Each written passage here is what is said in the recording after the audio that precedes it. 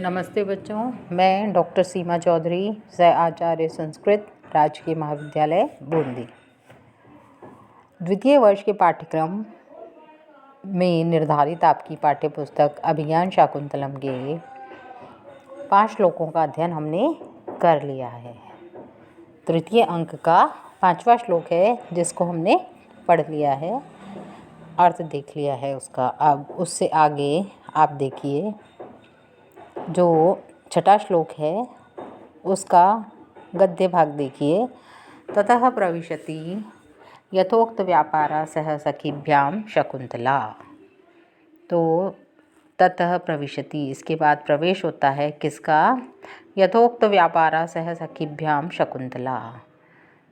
शकुंतला का दोनों सखियों के साथ, जैसी कि यथोक्त व्यापारा, जैसी कि पहले अवस्था बताई गई थी उसके अनुसार प्रवेश होता है। सखियों, दोनों सखियां के हैं जो उपविज्य सस्नेहम, क्या कर रही हैं? स्नेह के साथ पंखे को झल रही हैं शकुंतला पर और कह रही हैं, हला शकुंतले, हे सखी शकुंतला, अपि सुखयति ते नलिनी पत्रवातः। तो वो क्या कह रही हैं कि नलिनी पत्रवातः, ये जो कमलिनी के पत्ते हैं उनकी हवा, वातः उनकी हवा आपको सुखयति ते, सुख तो दे रही है ना, अच्छी तो लग रही है ना। तो शकुंतला कह रही है किम विजीयतो माँ सख्यो। तो वो क्या कह रही है? हे सखियों, सखियों, हे तुम दोनों सखियों, किम विजेयतो माँ, क्या तुम दोनों मुझ पर हवा कर रही हो पंखे से? तो सख्यो विषादम नाटयत्वा परस्परम अवलोकयत। तो जो सखियों हैं, दोनों सखियाँ जो हैं, उसकी अनुसूया और प्रियंवदा, वो विषादम नाटयत्वा, क्या करती हैं? विषाद का नाटक करती हैं, अभिनय करती हैं और परस्परम अवलोकयत, एक दूसरे को देखती हैं। राजा बलवद अस्वस्थ शरीरा शकुंतला दृश्यते। तो राजा क्या कह रहा है कि जो शकुंतला है उसका शरीर जो है वो बलवद अस्वस्थ दृश्यते, अत्यंत ही परेशान दिख रहा है या अस्वस्थ दिख रहा है, स्वास्थ्य जिसका ठीक नहीं है, ऐसी वो शकुंतला नज़र आ रही है। सवितर्कम, तो फिर वितर्क के साथ कहता है कि तत्किम अयम आतप दोषः स्यात् उत यथा में मनसी वर्तते। तो राजा क्या सोच रहा है मन में कि तत्किम अयम, तो क्या यह कौन सा दोष है? आतप दोषः, आतप का जो लू लगने का दोष है, ये स्यात् यानी वह है, उत या फिर ये क्या है? यथा में मनसी वर्तते, जैसा कि मेरे मन में है उस प्रकार का दोष दिखाई दे रहा है। तो सा अभिलाषम निर्वर्ण्य, तो स्पृहा के साथ, अभिलाषा के साथ देख करके कह रहा है कि अथवा कृतम संदेहेन, अथवा संदेह करना बेकार है। क्यों बेकार है? ये श्लोक में कहा गया है कि स्तन्यस्तो क्षीरम शिथिलत मृणाल एक वलयम प्रियायाः सावाधम किमपि कमनीयम वपुरिदं समस्तापः कामं मनसिज निदाध प्रसर्यो न तो ग्रीष्मस्येवं सुभगम अपराधम युवतीषु।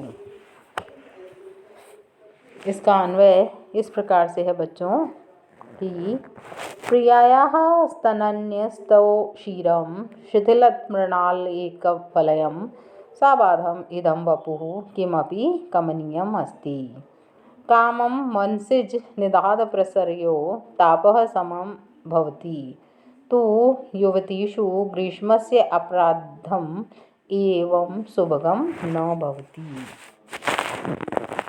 तो राजा क्या कह रहा है कि स्तन्योस्तो क्षीरम, जो उनके स्तनों पर रखा गया है खस से युक्त,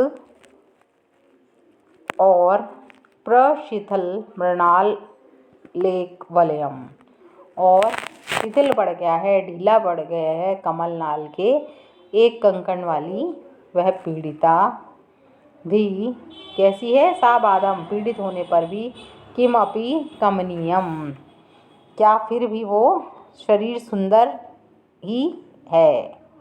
जो कहने का मतलब ये है कि खस के लेप को उन्होंने कर रखा है और उनके जो हाथ में कमल नाल का जो कंगन पहना हुआ है वो ढीला पड़ गया है, लेकिन फिर भी कहा जा रहा है कि वो शकुंतला सुंदर दिखाई दे रही है, काम पीड़ित होते हुए भी। और राजा कह रहा है कि मनसिज निधाद प्रसर्यो, कामदेव का और ग्रीष्म के वेग का तापह संताप, भले ही अपराध्वम प्रभाव उसका शुभगम सुंदर हो, समान हो, लेकिन युवतियों के विषय में तो ग्रीष्म का ऐसा जो संताप है सौंदर्यवर्धक नहीं होता है। तो राजा क्या कहना चाह रहा है कि जो शकुंतला है वो अस्वस्थ दिखाई दे रही है और उसके स्तनों पर खस का लेप किया हुआ है और उसने जो कमल नाल का कंगन पहना हुआ था वो ढीला पड़ गया है, फिर भी यह शरीर सुंदर ही प्रतीत हो रहा है।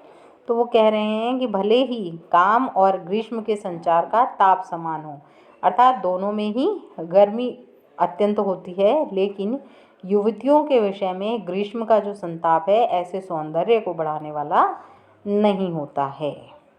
तो फिर से एक बार अर्थ देख लीजिए।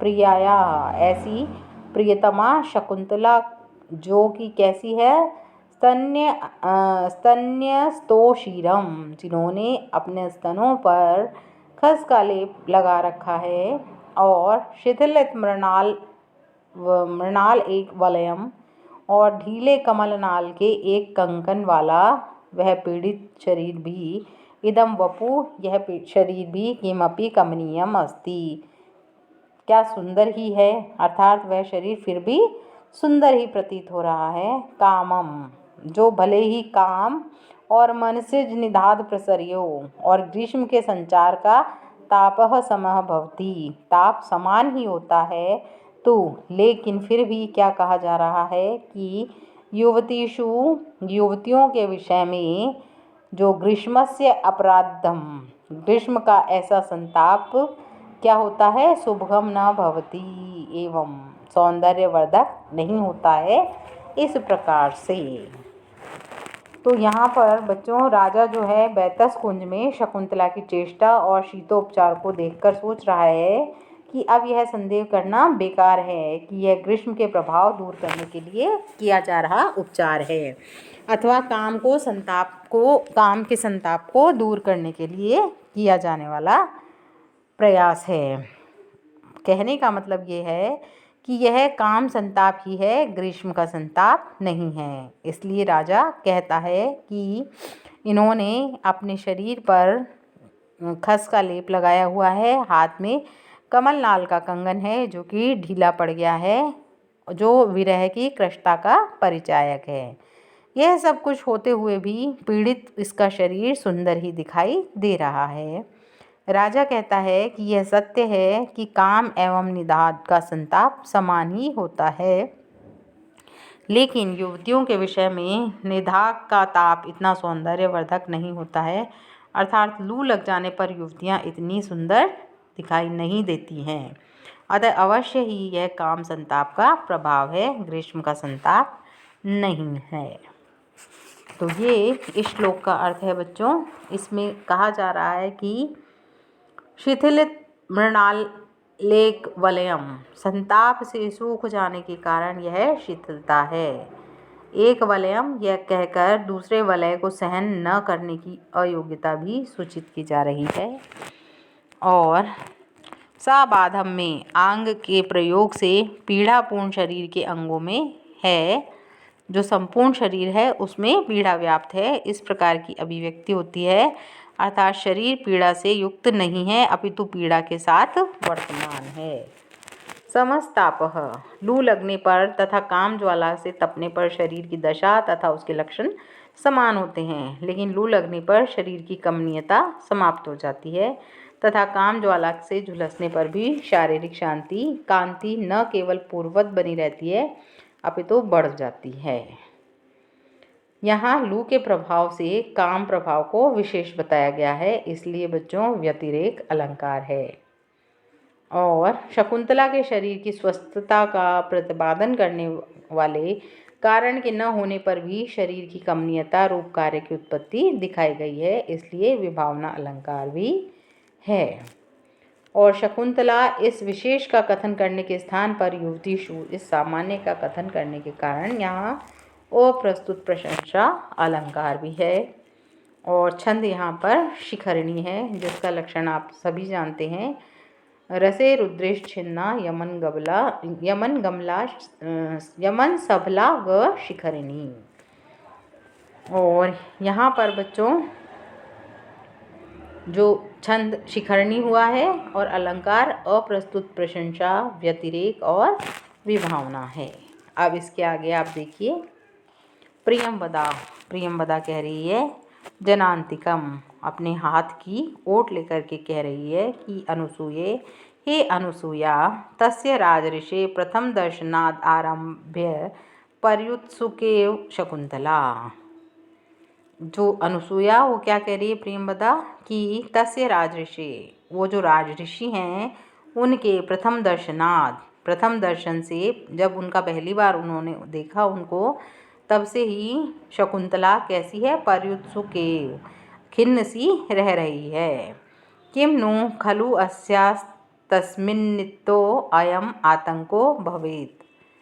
तो ये जो अस्वस्थता है, ये अस्वस्थता है वो किम नु खलु अस्याः तत्निमित्तो, ये क्या उस कारण से ही तो नहीं है, अर्थात ये जो अस्वस्थता है उस राजऋषि के कारण ही है।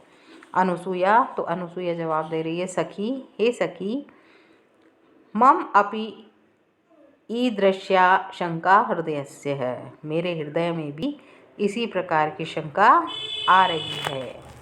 तो भवतु, ठीक है, प्रक्ष्यामि तावत इनाम, तो फिर मैं इनसे पूछूंगी। तो प्रकाशम, प्रकट रूप में वो कहती है कि सखी पृष्टव्यासी किमपि, मैं आपसे किमपि कुछ पृष्टव्यासी, कुछ पूछना चाहती हूँ। बलवान खलु ते संतापः, तुम्हारा संताप वस्तुतः अत्यंत ही बलवान है, तीव्र है। तो शकुंतला कह रही है पूर्व अर्धेन शयनाद उत्थाय, जो शयन बिस्तर है उससे अपने पूर्व अर्धेन, आगे के ऊपर का आधा भाग उठा करके, उठा करके कह रही है बिस्तर से, हला सखी किम वक्तुम कामासी, तुम क्या बात कहना चाह रही हो। तो अनुसूया कह रही है हला शकुंतले, अनुसूया कह रही है कि सखी शकुंतला अनभ्यंतरे खलु आवां मदनगतस्य वृत्तांतस्य है। जो मदनगत यानी काम संबंधी जो वृत्तांत है, बातें हैं, उससे हम दोनों क्या हैं, अनभ्यंतरे, अनभिज्ञ हैं, हम दोनों ही नहीं जानती हैं। किंतु लेकिन क्या है कि यादृश इतिहास निबंधेषु, जो ऐतिहासिक ग्रंथों में क्या बताया गया है, कामयमानाम अवस्थाम श्रूयते, जिस प्रकार की विरहियों की, कामियों की अवस्था को सुना है, तादृशी, उस प्रकार की अवस्था तव पश्यामि, तुम्हारी देख रही हूँ। तो कथय किम निमित्तम ते संतापः, तो बताओ कि किम निमित्तम, किस कारण से ये तुम्हारा संताप है। विकारम खलु यानी क्योंकि, विकार का, रोग को,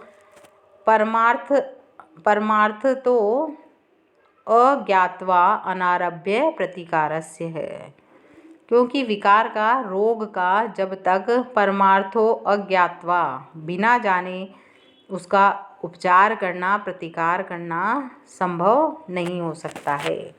अर्थात कहने का ये है कि यदि विकार का, रोग का मालूम नहीं पड़े तो उसका किस प्रकार से इलाज किया जाना है, चिकित्सा किस प्रकार से की जानी है, वो हम नहीं समझ सकते हैं, जान सकते हैं कि वो कैसे दूर होगा रोग। तो राजा अनुसूयाम अपि अनुगतो मदीयस तर्कः। तो राजा क्या कह रहा है कि ये जो अनुसूया है ना, उसने मेरा तर्क जो था, मदीयस तर्कः, मेरी जो बात है, मेरा जो तर्क है वो अनुसूया के मन में भी उत्पन्न हुआ है। अर्थात जैसा मैं सोच रहा हूँ वैसा ही वह अनुसूया सोच रही है। न ही स्वाभिप्रायेण में दर्शनम, मेरा विचार अपने ही प्रयोजन से नहीं है। स्वाभिप्रायेण अपने ही प्रयोजन से नहीं है, इसलिए दर्शनम प्रयोजन से मेरा विचार नहीं है इस प्रकार का। तो शकुंतला कह रही है आत्मगतम, अपने मन में, बलवान खलु में अभिनिवेशः, खलु यानी निश्चित रूप से, मेरा जो आसक्ति है, में अभिनिवेश, मेरी जो आसक्ति है वह वस्तुतः बलवान है, बलवती है। इदानीमपि सहसे तयोर्न शक्नोमि निवेदयितुम। तो वो क्या कह रही है कि लेकिन इदानीमपि, लेकिन फिर भी मैं इनको सहसयो तयोर्न, इन दोनों को सहसा ही बताने में, शक्नोमि निवेदयितुम, समर्थ नहीं हूँ इन दोनों को निवेदन करने में, इस बात को बताने में। तो प्रियंवदा कह रही है सखी शकुंतले, हे सखी शकुंतला, सुष्ठु एषा भणति, यह ठीक कहती है, किम आत्मनम आतंकम उपेक्षसी, तो अपने रोग की उपेक्षा क्यों कर रही हो। तुम अनुदिवसम खलु परिहीयसे अंगे केवलम लावण्यमयी छाया त्वाम न मुंचती। तो वो क्या कह रही है प्रियंवदा कि तुम ठीक कह रही हो, तुम अपने रोग की, किम आत्मानम आतंकम उपेक्षसी, अपने रोग की जो बीमारी है उसकी उपेक्षा क्यों कर रही हो। अनुदिवसम, तुम प्रतिदिन ही अपने, क्या कह रही है वो, परिहीयसे अंगे, अपने अंगों से, शरीर के अवयवों से क्षीण होती जा रही हो, लेकिन बस केवल तुम्हारी लावण्यमयी छाया है, वही त्वाम न मुंचती, वही तुमको नहीं छोड़ रही है। तो ये बच्चों आज हमने यहाँ तक का देखा है और आपने छठे श्लोक का अध्ययन किया है। अब इसके आगे 7वें श्लोक का अध्ययन हम अगली कक्षा में करेंगे।